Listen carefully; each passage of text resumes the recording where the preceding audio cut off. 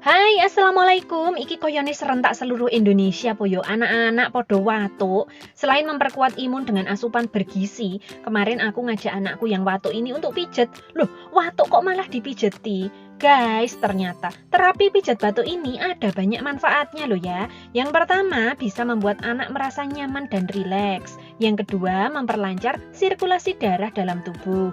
Yang ketiga, meringankan gejala batuk. Yang keempat, membantu mengeluarkan dahak pada anak. Khusus untuk ini ya, mengeluarkan dahak ini bisa ke ahlinya ya, ke pijat profesional bersama para terapis fisioterapi anak, supaya langkah-langkahnya itu efektif, terarah, dan terukur gitu ya. Jadinya benar-benar bisa bermanfaat buat anak kita. Yang kelima, meningkatkan kualitas tidur. Habis pijat, badannya jadi enak, tidurnya jadi berkualitas dan pules. Obat terbaik adalah istirahat yang cukup ya kan guys. Nah, buat para wong tua yang anak